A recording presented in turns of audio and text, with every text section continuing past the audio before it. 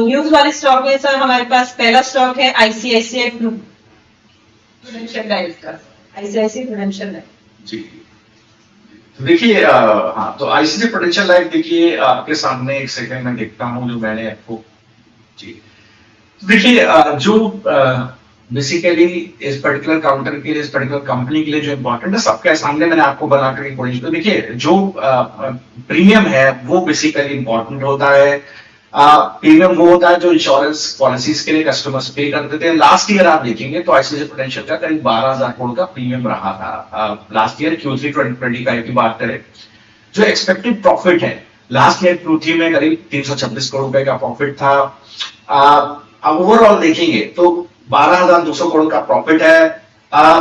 326 crore Y basis पर। यहां पर आप देखेंगे तो थोड़ा सा एक बार स्ट्रगल रहती है। जब तक रिस्की सेल एक्शंस कंपनी नहीं लेती है तब तक यहाँ पर प्रॉफिट में उस तरह का ट्रैक्शन नहीं देखने को मिलेगा।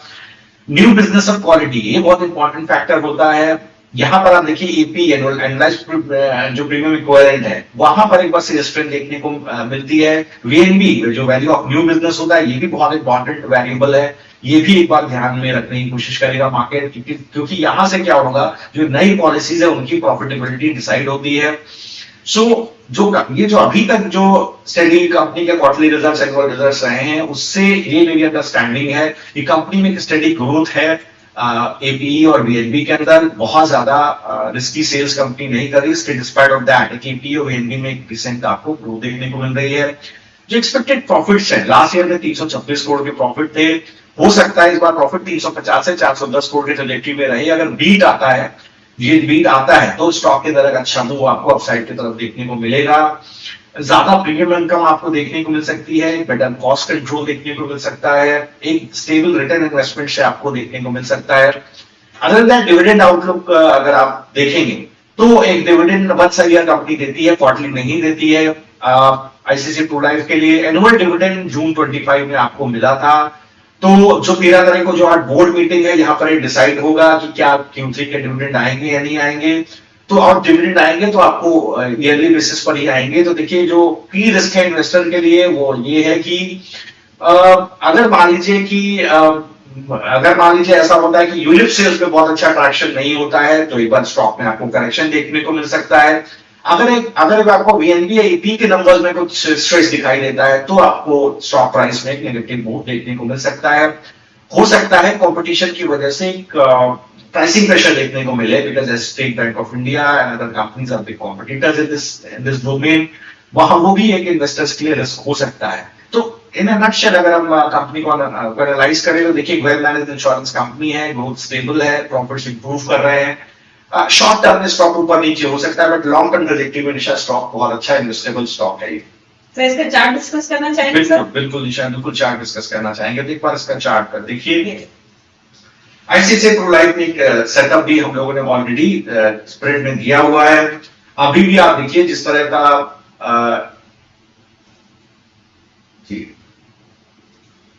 जी निशा, तो जैसा मैंने थोड़ी पहले डिस्कस किया था, अगर आप इसको चार्ट को देखेंगे तो 672 के पास एक अच्छा इसका सपोर्ट बनता हुआ दिखाई दे रहा है। मुझे लगता है अगर मैं इसकी ऑप्शन चेन अभी निशा देखूं, आईसीआईसीआई प्रू लाइफ को वैसे भी मैं एक बार ऑब्जर्व कर, मैंने थोड़े पहले भी किया था, और आईसीआईसीआई प्रू लाइफ को अगर मैं अभी क्लोजली ऑब्जर्व करूं तो देखिए पीसीआर 0.85 में निशा बहुत अच्छा मूव इसके अंदर आ सकता है। ओपन इंटरेस्ट थोड़ा सा बिल्डअप है और मुझे लगता है कि जो इसका सपोर्ट जोन है वो करीब 670-672 के पास है। ये जोन ब्रीच हो गया तो एक बार आपको गिरावट 650 तक देखने को मिल सकती है इसके अंदर। अगर और इसीलिए देखिए जो मैंने स्प्रेड भी आपको दिया वो वेरी मच वैलिड है। और अगर ये सस्टेन हो गया स्टॉक 685 के ऊपर निशा स्टॉक निकल गया है अगर, तो ये आपको 697-713 यहां तक आपको स्टॉक में मूव आता हुआ दिख सकता है। तो stock might go either ways. मैं किसी एक साइड का भी लेकर के नहीं चल रहा, इसलिए मैंने आपको इसके अंदर स्प्रेड दिया है। इसी बात से निशा याद आया, हम लोग ने अशोक लीलैंड का स्प्रेड दिया था, उसका टारगेट आ गया था कल। स्टॉक देखिए अशोक लीलैंड को मैंने कब सेल किया था, जब स्टॉक 1.5% ऊपर था निशा, फिर उस दिन 1% नीचे क्लोज हुआ, पर 2% नीचे चला गया, मतलब सीधे 3.5% का शॉर्ट मूव आपको मिला। जब टारगेट आ भी गया था पुट का तो मैंने क्या बोला था कि पुट के टारगेट में बुकिंग मत कीजिएगा, कॉल के स्टॉप लॉस पे पुट का टारगेट बुक कीजिएगा। और देखिए अच्छा हमें स्प्रेड्स का मिला अगर आप उसका अपनी स्लाइड अपने बनवाया और चलाइएगा, नहीं तो कोई बात नहीं, आप बाद में चला दीजिएगा, लेकिन प्लीज इसको जरूर एक बार ध्यान में रखिएगा। तो देखिए आईसीआईसी पूरा के अंदर वैसा ही स्ट्रक्चर है, ऑलरेडी हम एक ट्रेड देके चल रहे हैं और मुझे लगता है बिल्कुल ये कंटिन्यू हो सकता है। Nisha, let's discuss the next stock. Yes sir. Sir हमारा अगला स्टॉक है टाटा एल्क्सी का। ओके, तो देखिए अगर आपको याद होगा तो हम लोगों ने जब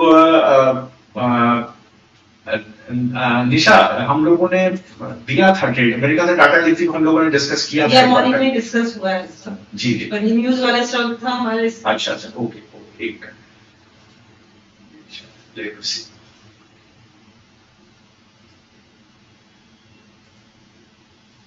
देखिए टाटा एल्क्सी, देखिए यहाँ पर क्या हो रहा है कि एक छोटा सा मैंने राइटअप आपके लिए बनाया हुआ है।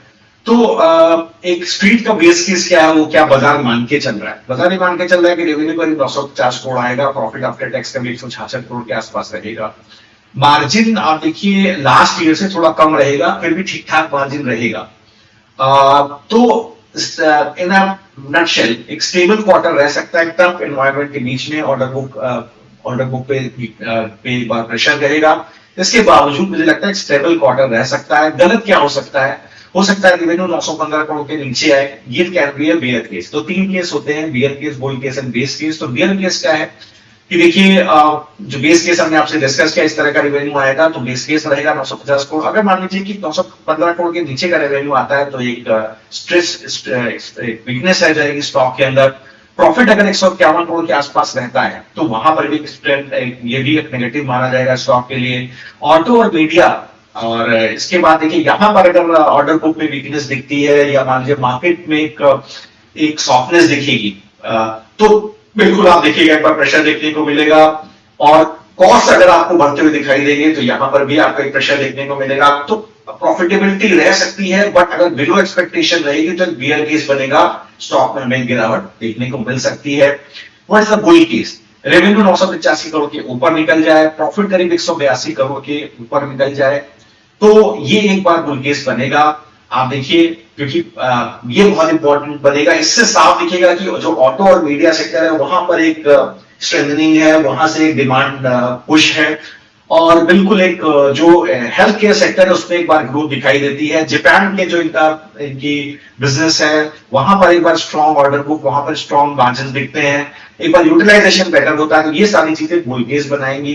बुल केस में आप देखिए प्रॉफिटेबिलिटी आएगी, एक बेटर डिमांड अगर विजिबिलिटी रहती है तो प्रॉफिटेबिलिटी को ड्राइव करेगी। ये बुल केस बनेगा, स्टॉक में आपको एक बड़ा मूव आता हुआ दिखाई दे सकता है अपसाइड के ऊपर। क्यों छोटा चेंज स्टॉक के अंदर मैटर करता है? क्यों? बहुत ही छोटे छोटे डिस्कशंस हैं, क्योंकि 10 करोड़ का रेवेन्यू से करीब 1.7 से 1.8 करोड़ का प्रॉफिट इनिशियल ड्राइव हो जाता है। मतलब that is how the margins are, कि लगभग 17 से 18% का मार्जिन है। तो देखिए 1% मार्जिन से करीब 7 से 10 करोड़ का प्रॉफिट आ जाता है, ऊपर नीचे हो जाता है। तो मार्जिन ज्यादा इंपॉर्टेंट है विज़ावी रेवेन्यू। तो मार्जिन किसी भी बिजनेस में देखिए ऐसा होता है, मार्जिन बहुत इंपॉर्टेंट होते हैं। Top line might fluctuate, but if your EBITDA margins are intact or you are improving, that is a very good sign as far as the management of companies or the financials are concerned. So आप देखिए तो Q3 strong रहा था, financial year 25 का करीब 199 करोड़ का PAT आया था। फाइनेंशियल ईयर 26 में आप देखिए हमें नॉर्मलाइजेशन दिख रहा है नंबर्स के अंदर, कोलैप्स नहीं दिखा, एक अच्छी चीज है। तो सिग्निफिकेंट स्लो डाउन हो सकता है, स्ट्रक्चरल स्लो डाउन नहीं है। सिग्निफिकेंट स्लो डाउन मतलब ये दिसंबर का क्वार्टर वैसे भी थोड़ा वीक होता है, क्योंकि दिसंबर में छुट्टियां हो जाती हैं, तो इस वजह से भी आईटी के लिए थोड़ा सा वीक होता है। तो अगर आप कंपेयर करेंगे तो Q3 का लास्ट ईयर का जो Q3 था फाइनेंशियल 25 का स्ट्रॉन्ग था। मुझे लगता है इंपॉर्टेंट क्या रहने वाला है, ऑटो रिकवरी आउटलुक, कि ऑटो सेक्टर से किस तरह की रिकवरी है। ये आप देखिए ये TCS और HCL के रिजल्ट में दिखा है, अभी मैं कोशिश करूंगा उसको भी डिस्कस करने की। तो हेल्थ केयर और जापान की ग्रोथ कैसी है और डी पाइपलाइन कैसी, यूटिलाइजेशन कैसा, ये तीन चीजें बहुत इंपॉर्टेंट रहने वाली हैं। तो बिल्कुल मुझे लगता है इसके ऊपर टाटा एल्क्सी का रिजल्ट आएगा। निशा एक bar chart through Tata Elxsi का डिस्कस कर लेते हैं।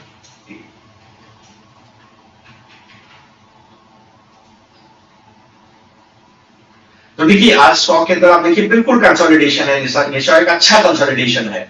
आप देखिए एक बेस बना हुआ है बहुत अच्छा स्टॉक के अंदर 5455 रुपए के पास। मुझे लगता है ये एक अच्छा मूव है। मुझे लगता है बिल्कुल इसको अच्छे से देखना चाहिए। एक बुलिश ट्रेंड के ऊपर देखते हैं, टाटा स्टॉक 1% ऊपर है। और in anticipation of a good result. PCR is 0.72, मतलब पुट राइटर के बाद अच्छा स्कोप है स्टॉक को ऊपर ले जाने का। डिलीवरी उतनी नहीं है, आप देखिए तो ओपन इंटरेस्ट 2% अप है, बेसिस में 0.5% का मूव है, मतलब फ्यूचर्स में एक बार बाइंग यहाँ पर दिख रही है। मुझे लगता है ओपन इंटरेस्ट में 35% के आसपास है, अच्छा खासा अपसाइड पोटेंशियल है स्टॉक के अंदर, स्टॉक में स्ट्रेंथ बिल्ड होती है। तो चार्टिकली मुझे लगता है अगर 1827 के ऊपर स्टॉक निशान निकल जाता है तो 6230 तक का लेवल एक आपको इसके अंदर देखने को मिल सकता है। ये निशान एक बार प्लीज लिखिएगा, और वो समझ रहा हूँ 8 से 9% का वो निशान बन जाता है। टाटा एलएक्सी के अंदर बेस है 5500 रुपए का, अगर 5500 का बेस निशान टूटेगा तो स्टॉक में गिरावट आ सकती है। ये गिरावट इसको लेकर के जाएगी 5170 तक। तो उस केस में अगर 5500 टूट जाएगा तो आपको करीब 5-6% की गिरावट आपको 5100 तक दिखेगी। लेकिन मुझे लगता है कि ये स्टॉक सस्टेन होना चाहिए, निशान एक अच्छा स्ट्रेंथ इसके अंदर मुझे दिख रही है। सर अपर साइड में आप कहाँ टारगेट आ रहा है? 6230 का टारगेट आ रहा है निशा, 6230 करीब 8.5% का ऊपर का टारगेट आ रहा और 5500 का सर हम बेस पकड़े है जी। 5500 का हमने बेसिस पकड़ा हुआ है जी निशा। ठीक है सर। सर अगला हमारा न्यूज वाला स्टॉक में है ICICI Lombard, ICICI general insurance ji. तो देखिए आईसीआईसीआई लोम्बार्ड को एक बार देख लेते हैं। तो देखिए आईसीआईसीआई लोम्बार्ड आपके सामने एक मैंने छोटा डिस्कशन बनाने की कोशिश की है। बहुत अच्छी कंपनी है। अगर आप कंपनी को, जब मैं समझ रहा था फाइनेंशियल्स को, और पहले भी मैंने इसको कई बार कवर किया, कंपनी बहुत बेहतरीन है। जो एस्टिमेशन है वो ग्रॉस रिटर्न प्रीमियम का करीब आप देखिए 8 से 11% का वाई ग्रोथ हम एंटिसिपेट कर रहे हैं। जो नेट अर्न प्रीमियम उसमें करीब 9 से 12% की वाई ग्रोथ हम एंटिसिपेट कर रहे हैं। जो पैट है उसमें करीब 6 से 12% की वाई ग्रोथ एंटिसिपेट कर रहे हैं। तो ये एक अच्छी ग्रोथ है किसी भी पर्सपेक्टिव से। क्या इंपॉर्टेंट रहने वाला है, तो स्ट्रॉन्ग प्रीमियम ग्रोथ अगर रहती है रिटेल हेल्थ और प्राइवेट मोटर सेगमेंट से, तो एक अच्छा ट्रैक्शन माना जाएगा, एक अच्छा ग्रोथ माना जाएगा। डिसिप्लिन अंडरराइटिंग रहती है, मींस अगर मान लीजिए कि स्लिपेजेस कम होते हैं तो वहां पर देखिए अच्छा वेक्टर इसको माना जाएगा। स्टेबल इन्वेस्टमेंट रिटर्न रहते हैं विजा। अगर आप अभी स्टेबल रिटर्न देखेंगे तो आप एचडीएफसी अर्गो एक अच्छा 16 से 18% का आरओई क्लॉक कर रहा है अपने इन्वेस्टमेंट्स के ऊपर। यहाँ पर देखिए जो इसका जो ग्रॉस रिटर्न प्रीमियम ग्रोथ है 12 से 15% का है। तो लेकिन आईसीआईसीआई लोम्बार्ड का 8 से 11% का है। तो कहीं ना कहीं एचडीएफसी और वे life are well placed as far as the gross return premium is concern. तो लेकिन आरओई अगर रिटर्न ऑन इक्विटी देखें तो आईसीआईसीआई लोम्बार्ड ज्यादा अच्छा क्लॉक करता है, 20 से 22% का रिटर्न इक्विटी क्लॉक करता है, डिस्पाइट ऑफ दैट ये कहीं ना कहीं जो ग्रॉस रिटर्न प्रीमियम ग्रोथ है वो कम है। तो एक बहुत ही स्टेबल कंपनी है। इट शोज द ये एक बार रेजिलियंस दिखाता है बिजनेस मॉडल का कि किस तरह से आप देखिए जो आरओई है वो ज्यादा क्लॉक हो रहा है despite of lesser growth in gross return premium. ये एक अच्छी चीज है। तो देखिए वैल्यूएशन और टारगेट पर पर्सपेक्टिव से देखें तो जो फाइनेंशियल 26 का ईपीएस जो मुझे दिखा उसके हिसाब से आईसीआईसीआई लोम्बार्ड देखिए ऑलमोस्ट 96 रुपए का प्राइस आता है क्योंकि फाइनेंशियल 26 एक्सपेक्टेड का। टारगेट आप देखिए 33 टाइम्स आप फाइनेंशियल 26 के अर्निंग्स पर आ जाता है। एचडीएफसी अर्गो का कहीं 34 टाइम्स का है। तो ये थोड़ा सा बड़ा दिखाई देता है। थोड़ा सा मुझे लगता है एडिक्वेटली वैल्यूएशन पर्सपेक्टिव से भी ICICI Lombard is better place as far as HDFC Ergo and ICICI is concerned. क्या अच्छा हो सकता है बुल केस में इस पर्टिकुलर स्टॉक के लिए? ये अच्छा हो सकता है कि देखिए बेस्ट केस में पैर करीब 520 करोड़ के आसपास आए। जो क्लेम रेशियो है वो थोड़ा सा कम रहे। जो कंबाइंड रेशियो है करीब 93% के आसपास रहे। बेस केस क्या रह सकता है? बेस केस रह सकता है कि जो पैट है करीब 770 करोड़ के आसपास या 300 करोड़ के आसपास रहे। ग्रोथ है वो थोड़ा सा अच्छी दिखाई दे, कंबाइंड रेशियो करीब 100% के आसपास रहे। बियर केस क्या है कि 720 करोड़ से 350 करोड़ के बीच में जो है वो पैट रहे, तो काफी कम है। अगर ऐसा रहता है और क्लेम रेशियो थोड़ा सा डिससेटिस्फैक्शन दिखाता है तो यहां पर देखिए एक बार आपको स्टॉक के अंदर गिरावट देखने को मिल सकती है। अब जरा एक बार हम ये देख लेते हैं कि क्या इस पर्टिकुलर काउंटर के अंदर चल रहा है हमेशा आईसीआईसीआई लोम्बार्ड के अंदर। 0.46% डाउन है सर जी, ऑलमोस्ट 8.8 रुपीज डाउन चल रहा है 1901 के प्राइस। जी, तो 1901 रुपए आप देखिए आज 40% स्टॉक डाउन है। लगातार स्टॉक के अंदर 4 दिन से 5 दिन से गिरावट हमें देखने को मिल रही है। अगर हम थोड़ा वीकली चार्ट को देखेंगे तो एक प्रेशर है स्टॉक के अंदर।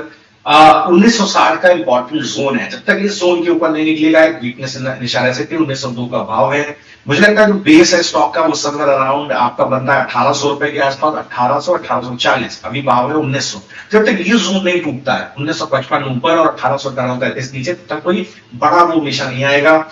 ऊपर अगर 1955 का जोन टूटता है तो एक अच्छा मूव करीब 2030-2047 तक आपको देखने को मिलेगा। और नीचे का जोन अगर टेस्ट हो जाता है 1833, वो एक अच्छा बाइंग जोन भी निशान हो सकता है। अगर वो जोन ब्रीच होता है तो आपको 1700 तक के भाव यहां देखने को मिल सकते हैं आईसीआईसीआई लोम्बार्ड के मेंशन। 1730 तक। जी जी। तो ये आज का व्यू है। मुझे लगता है कि इस तरह के आपको एक्शंस दिखेंगे और ऑलरेडी एक प्रेशर हमें देखने को मिल रहा है। पर आजकल तो हमने ऑलमोस्ट हमारे जितने भी शेयर थे, स्टॉक्स थे जो हमने हमारे व्यूअर्स के लिए निकाले थे, वो सारे डिस्कस हो चुके हैं। जी जी। तो सर आप कुछ नया बताना चाहेंगे कुछ? जी निशा, देखिए सफिशिएंट डिस्कशन हो गया ऑलरेडी, हमने काफी चीजें कवर कर ली हैं। I think this is it for the show. 10 बज गया और इनफैक्ट इतनी हाउ सरप्राइजिंग इट इज कि जब भी हम लोग डिस्कशन खत्म होता है तो लगा एग्जैक्टली 10 ही बजा होता है। So but it is good. तो देखिए एक लंबा डिस्कशन था। I tried by level best कि हम बेस्ट का आपको एनालिसिस दें, अच्छे स्पॉट्स दें और बाकी आप हमको फॉलो करते रहिए। Nisha, I want to say something. Yes, so हमारे व्यूअर्स से रिक्वेस्ट है, आप हमें आपका व्हाट्सएप नंबर पे हमें मैसेज कर सकते हैं, अपने सवाल पूछ सकते हैं। हमारा व्हाट्सएप नंबर है 9820209987 और आप हमसे टेलीग्राम चैनल पर भी जुड़ सकते हैं जो है www.sharadmishra.com और आप हमसे यूट्यूब चैनल पे भी जुड़ सकते हैं। और आपसे रिक्वेस्ट है कि आपको हमारा वेबिनार चल रहा है, अगर आपको सर से कुछ जानकारी चाहिए या आप ट्रेडिंग सीखना चाहते हैं तो हमारे वेबिनार पे भी ज्वाइन कर सकते हैं। हमारे वेबिनार की लिंक आपको हमारी वेबसाइट पे मिल जाएगी। हमारा वेबसाइट है www.sharadmishra.com।